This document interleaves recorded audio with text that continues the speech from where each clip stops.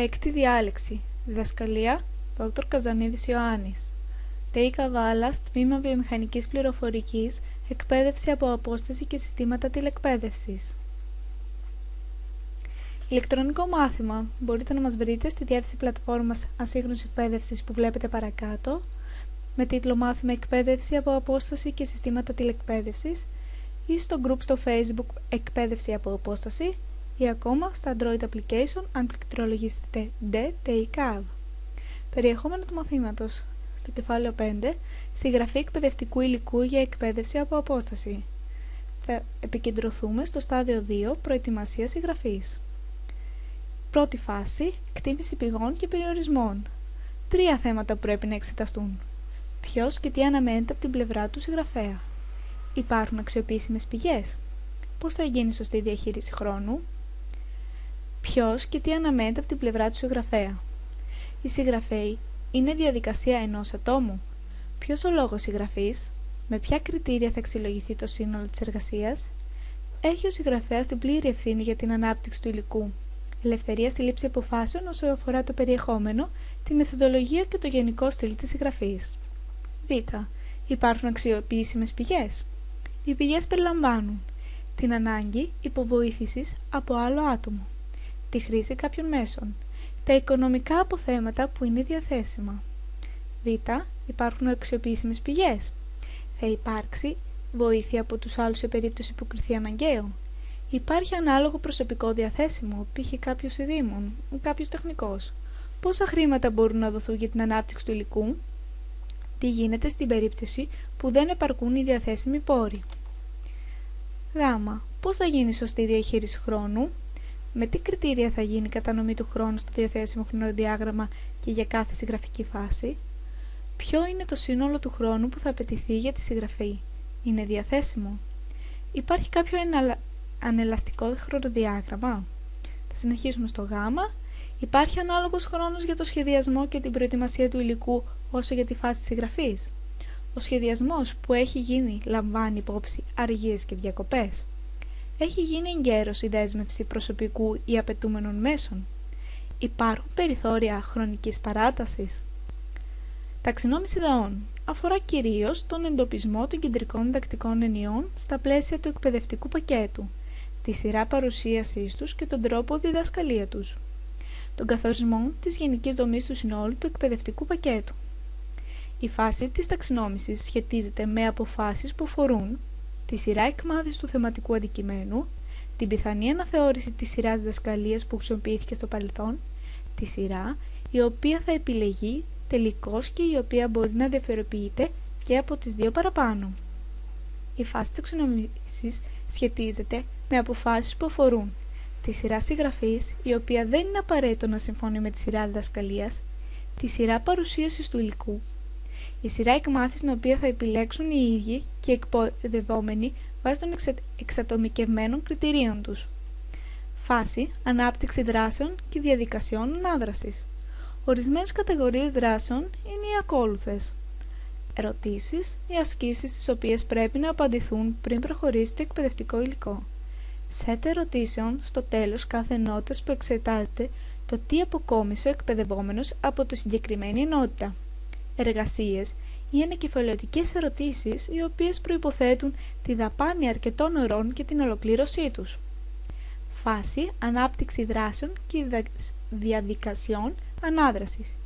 Η ανάπτυξη δράσεων στα πλαίσια της εξαποστάσεως εκπαίδευσης βοηθάει τους εκπαιδευόμενους να θυμούνται τις σημαντικότερες έννοιες που αναπτύχθηκαν στα πλαίσια του εκπαιδευτικού πακέτου, να κατανοούν καλύτερα τις έννοιες που αναπτύχθηκαν στα πλαίσια του εκπαιδευτικού πακέτου, να κάνουν χρήση των εννοιών αυτών, να αυτοενεργούν και να μαθαίνουν μέσω της πράξης, να αναπτύσσουν κριτική σκέψη πέρα της διαδικασίας της αποστήθησης, εφαρμόζουν τη θεωρία σε δικά τους παραδείγματα και εμπειρίες, να αποκτούν γνώσεις και πληροφορίες που δεν παρέχει άμεσα το εκπαιδευτικό πακέτο, να εξασκούνται πάνω τους σημαντικούς διδακτικούς στόχους, παρακολουθούν τόσο την πρόοδο τους κατανοώντας τις αδυναμίες τους, όσο και το τι έχουν κάνει τα πλαίσια του μαθήματος.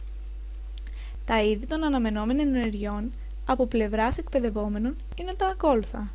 Ανάκληση περιεχομένου, επαναδιατύπωση περιεχομένου με δικά τους λόγια, εφαρμογή των νεοαποκτηθέντων γνώσεων σε παραδείγματα, υπόδειξη προσωπικών παραδειγμάτων, σύγκριση, αξιολόγηση νέων ενιών και ιδεών.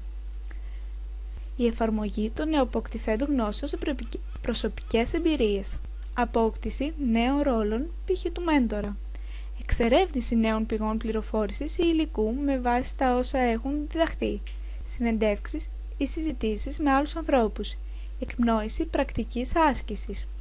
Από την άλλη πλευρά, τα είδη των αναμενόμενων ανταποκρίσεων από τους εκπαιδευόμενους μπορεί να είναι η μελέτη απλώς ή ενός θέματος, η συμπλήρωση ερωτηματολογίου πολλαπλών επιλογών, η πληκτρολόγηση συγκεκριμένων εντολών ή σειράς εκπλήκτρων, η υπογράμμιση φράσεων μέσα από μία σειρά κειμένων, η συμπλήρωση ενός πίνακα. Από την άλλη πλευρά, τα είδη των αναμενόμενων ανταποκρίσεων από τους εκπαιδευόμενους μπορεί να είναι η συμπλήρωση κενών, π.χ. λέξεων ή φράσεων μεταβλητών, μέσα στη συγκεκριμένη ροή κάποιου κειμένου, η επιλογή σωστού λάθους, η συγγραφή κάποιου κειμένου, η καταγραφή των βημάτων ενός υπολογισμού της διαδικασίας επίλυσης προβλήματος, η συμπλήρωση ή εκ νέου κατασκευή ενός διαγράμματος κάποιας γραφικής παράστασης ή λογιστικού φύλου, η ηχογράφηση ή η λήψη βίντεο, η παραγωγή κάποιου πολυμεσικού υλικού. Έβρεση παραδειγμάτων. Η χρήση παραδειγμάτων διαδραματίζουν σημαντικό ρόλο στη διαδικασία της μάθησης. Οι έμπειροι διδάσκοντες γνωρίζουν πως η εκμάθηση εννέων είναι δύσκολη χωρίς την αναφορά σχετικών παραδειγμάτων. Το υλικό που απαρτίζει το εκπαιδευτικό πακέτο θα πρέπει να περιέχει πληθώρα παραδειγμάτων. Τα επιλεγμένα παραδείγματα θα πρέπει να είναι κατανοητά από τους εκπαιδευόμενους. Η διάρθρωση του εκπαιδευτικού υλικού να είναι τέτοια που να παρακινεί τους εκπαιδευόμενους είτε να εξασκηθούν μέσω παραδειγμάτων, είτε να βρουν οι ίδιοι παραδείγματα σχετικά με τις έννοιες που αναπτύσσουν.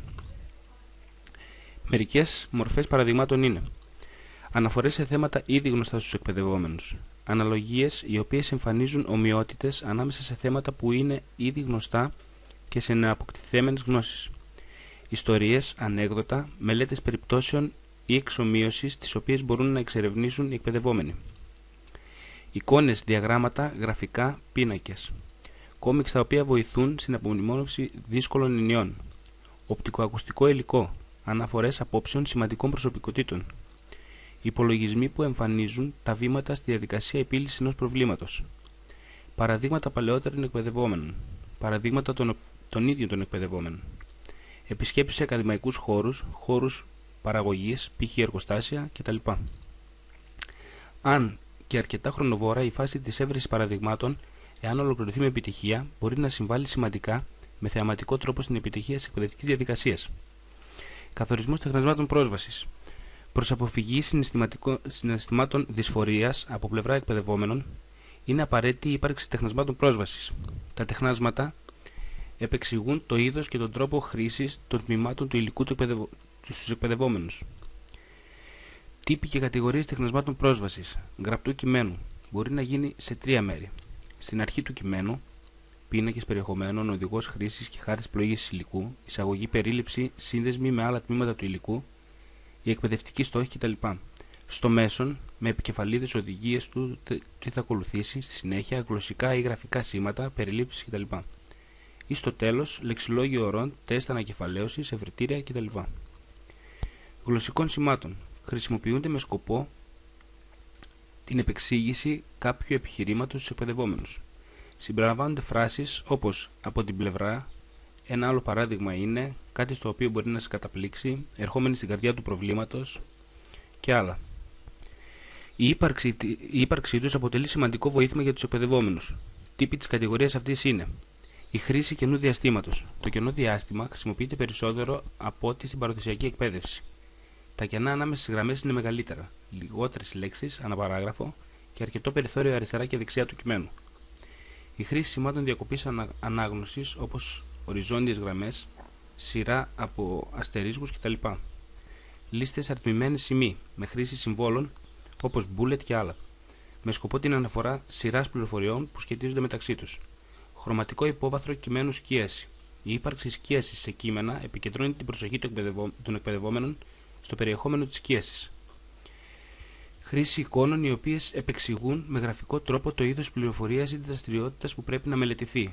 Οπτικό υλικό, ακουστικό υλικό, αναφορά σε εξωτερική πηγή πληροφορίας κτλ.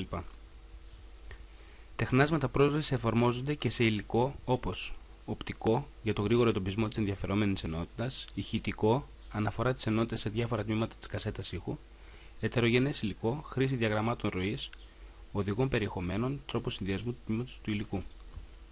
Θέματα που πρέπει να απασχολήσουν το συγγραφέα σημαντικά για την αποδοχή ή όχι του υλικού από πλευρά εκπαιδευομένων είναι πακετάρισμα δέσιμο υλικού. Στην περίπτωση ετερογενών πηγών πληροφόρησης, με ποιο τρόπο θα επιτευχθεί το δέσιμο των υλικών ώστε να δίνουν την εντύπωση του ενιαίου. Συγγραφή εκτυπωμένου υλικού, βιβλιοθεσία, σπιράλ, θερμοκόλληση, ντοσιέ και άλλα. Ποιότητα χαρτιού, πάχος, λευκότητα, στυλπνότητα κτλ. Μέγεθος και προσανατολισμός χαρτιού, α4 ή α5. Portrait ή landscape, χρήση και μέγεθος περιθωριών. Χωροθέτηση επεξηγήσεων στην αρχή παραγράφων σε συγκεκριμένο περιθώριο, στο τέλος της σελίδας κτλ. Θέμα γραμματοσυρών. Τύπος και μέγεθος γραμματοσυράς, απόσταση χαρακτήρων και παράγραφος, στοίχηση παραγράφων.